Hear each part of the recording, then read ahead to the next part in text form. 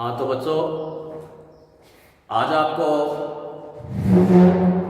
शक्ति पृथक्करण, नियंत्रण और जो संतुलन का सिद्धांत है इसके बारे में बताइए।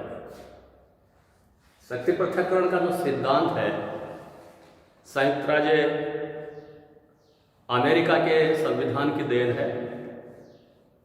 अमेरिका के संविधान बनने के बाद में जितने भी संविधान बने हैं या बनाए गए हैं, उन्होंने कमोबेश रूप से पृथक्करण के इस सिद्धांत को अपनाया है। मगर जैसा कि मैं बता रहा हूँ कि ये अमेरिका की देन है और अमेरिका ने इसे पूर्ण रूप से अपनाया है। अमेरिका का जब संविधान बन रहा था तो अमेरिका का जब संविधान बन रहा था तो अमेरिका के जो संविधान निर्माता हैं मॉन्टेस्क्यू की एक कृति थी स्पिरिट ऑफ द लॉज, उससे काफ़ी प्रभावित थे।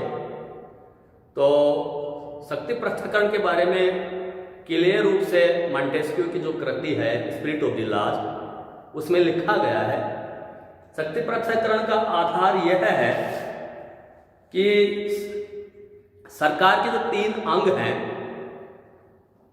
वो अलग अलग होने चाहिए, अपितु उनकी भूमिका इस प्रकार से होनी चाहिए ताकि लगे कि ये व्यवस्थापिका है, ये कार्यपालिका है, ये न्यायपालिका है। यहाँ जैसे सरकार के 3 अंग होते हैं। व्यवस्थापिका जो कानून को बनाती है, कार्यपालिका जो कानून को लागू करती है, न्यायपालिका जो न्यायिक संबंधी कार्य करती है, न्याय की व्याख्या करती है कानून के ही आधार से। तो इन तीनों को के कार्य भी क्या है कि पृथक पृथक होने चाहिए। ये नहीं होना चाहिए कि एक अंग दूसरे अंग के कार्यों में अनावश्यक हस्तक्षेप करे। तो अमेरिका के संविधान की जो अनुपम जो विशेषता है वह शक्ति पृथक्करण है। मगर यहाँ क्या है कि उसके साथ ही वहाँ के जो संविधान निर्माता थे उन लोगों ने यह भी कहा कि साहब शक्तियों का पृथक्करण इतना ज़्यादा नहीं होना चाहिए कि वहाँ एक शक्ति अपनी शक्तियों का दुरुपयोग करने लग जाए, वह निरंकुश हो जाए, उसके ऊपर कुछ अंकुश भी होना चाहिए। तो वहाँ के संविधान निर्माताओं ने संतुलन का सिद्धांत भी बनाया है। तो जैसे मैं कई बार बताता रहता हूँ कि अमेरिका का संविधान इस दुनिया में जितने भी संविधान लिखे गए हैं उसमें सबसे छोटा संविधान है। तो वहाँ जो अमेरिका के संविधान के शुरुआती जो 3 अनुच्छेद हैं वह शक्ति पृथक्करण के तरफ इंडिकेशन देते हैं। जैसे अनुच्छेद 1 पहला में यह लिखा है कि विधि निर्माण करने की जो शक्ति है वहाँ की कांग्रेस में निहित रहेगी। विधि को लागू करने की शक्ति जो है वहाँ का एक राष्ट्रपति में निहित होगी। और जो न्यायिक जो शक्तियाँ हैं अनुच्छेद 3 में न्यायिक शक्तियों के लिए वहाँ एक सुप्रीम कोर्ट हो। तो अनुच्छेद 1, 2, 3 ये क्लियर बताते हैं कि वहाँ विधि निर्माण करने के लिए कांग्रेस होगी, जिसके अभी हम बताएंगे 2 सदन होते हैं। उसके बाद में क्या है कि विधि को लागू करने के लिए वहाँ का एक राष्ट्रपति होगा और वहाँ न्यायिक जो शक्तियाँ हैं उनको उपभोग करने के लिए वहाँ का एक सुप्रीम कोर्ट होगा। अब यहाँ जो अमेरिका का जो संविधान है शक्ति पृथक्करण के हिसाब से अगर इसका अध्ययन किया जाए तो यहाँ जैसे 3 संस्थाएं हैं, कार्यपालिका, व्यवस्थापिका, न्यायपालिका। तब यहाँ ये जो तीनों हैं ये पृथक पृथक है। जैसे जो राष्ट्रपति है इसका कार्यकाल 4 वर्ष का है। राष्ट्रपति का निर्वाचन में कांग्रेस का कोई हाथ नहीं है, न्यायपालिका की कोई भूमिका नहीं है। वहां का जो राष्ट्रपति है वो जनता के द्वारा प्रत्यक्ष रूप से चुना जाता है और वह जनता के प्रति ही उत्तरदायी है। उसका खुद का मंत्रिमंडल होता है। यानी कहने का मतलब है कि अपनी स्थिति, प्रभाव, शक्ति की दृष्टि के लिए वह सीनेट और प्रतिनिधि सदन, दूसरे शब्दों में हम कहें कि वो कांग्रेस के ऊपर डिपेंड नहीं है और उसका कार्यकाल जो है वो 4 वर्ष का है। अब जो ये आती है आपकी कांग्रेस आती है तो कांग्रेस के 2 सदन हैं, एक को सीनेट कहा जाता है, एक प्रतिनिधि सदन कहा जाता है। सीनेट का कार्यकाल 6 साल है और ये आपका प्रतिनिधि सदन है, इसका कार्यकाल 2 साल है। तो यहाँ कांग्रेस भी अपनी भूमिका के लिए राष्ट्रपति के ऊपर डिपेंड नहीं है, राष्ट्रपति इसको भंग नहीं कर सकता या राष्ट्रपति इसके ऊपर कोई दबाव नहीं डाल सकता। और उसके बाद जो न्यायपालिका है, न्यायपालिका के जो जज जो होते हैं उनको क्या है कि हमेशा के लिए आजीवन वो लोग काम करते हैं, उनकी नियुक्ति इसकी कांग्रेस की सलाह से राष्ट्रपति के द्वारा की जाती है।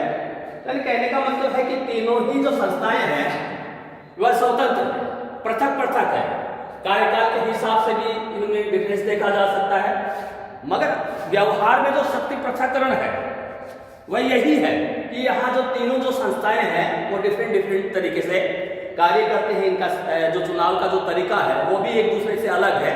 यानी कहने का मतलब है कि ना तो राष्ट्रपति इसके ऊपर जिम्मेदार है, इसके प्रति इसके ऊपर आश्रित है, या कांग्रेस और न्यायपालिका भी इसके ऊपर आश्रित है। मगर यहाँ अब सवाल यह है, संविधान निर्माता और शक्ति पृथक्करण तो कर दिया, मगर वे जानते थे कि अगर इसको कंप्लीट ये शक्ति पृथक्करण को मानेंगे तो निश्चित रूप से ये जो संस्थाएं हैं वो निरंकुश हो सकती हैं। इसलिए उन्होंने क्या है कि एक संस्था दूसरे संस्था को इस हिसाब से निम्नाधिकृत मात्रा में कंट्रोल करे ताकि वह क्या है कि ज्यादा निरंकुश ना बन जाए। तो सबसे पहली बात तो यह है कि जो कांग्रेस के बारे में आते हैं, विधि निर्माण करने की जो जिम्मेदारी है वह क्या है कि कांग्रेस की है। और यहाँ विधि निर्माण की शक्ति जो कांग्रेस की है, मगर कानून तब तक नहीं बन सकता जब राष्ट्रपति उसके ऊपर साइन ना करे। तो कानून को अंतिम रूप देने के लिए राष्ट्रपति की क्या है कि सहमति जरूरी है। अब यह राष्ट्रपति सहमति दे भी सकता है और वो नहीं भी दे सकता है। हालांकि राष्ट्रपति को के लिए के पास इसको इस शक्ति को सीमित करने के लिए या कंट्रोल करने के लिए दो प्रकार के वीटो दिए गए हैं। एक जेबी वीटो है जो 10 दिन के लिए होता है, एक क्या है कि वापस एक दूसरा है। तो ये कहने का मतलब है कि वीटो प्रणाली के माध्यम से राष्ट्रपति क्या है कि कांग्रेस की जो विधि निर्माण करने की जो शक्ति है इसको प्रभावित कर सकता है। जैसे यहाँ शुरुआत कांग्रेस अपने सत्र के अंतिम दिनों में विधि निर्माण करने के होड़ से लगी रहती है, जल्दबाजी रहती है, तो वह राष्ट्रपति किसी भी कानून को 10 दिन के लिए बिना किसी कोई कारण बताया गया है कि रोक सकता है।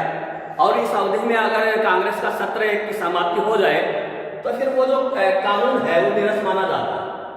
दूसरा कि राष्ट्रपति उसको वापस भी क्या है कि पुनर्विचार के लिए लौटा सकता है। अगर राष्ट्रपति ये करता है, पुनर्विचार के लिए किसी कानून को रिटर्न कर देता है, तो निश्चित रूप से क्या है कि कांग्रेस को उसी सत्र में उसको वापस पारित करना पड़ता है। मगर राष्ट्रपति पद के महत्व को देखते हुए अगर राष्ट्रपति के द्वारा उसको पुनर्विचार के लिए भेजा जाता है तो निश्चित रूप से क्या है कि वह कानून नहीं बन पाता है।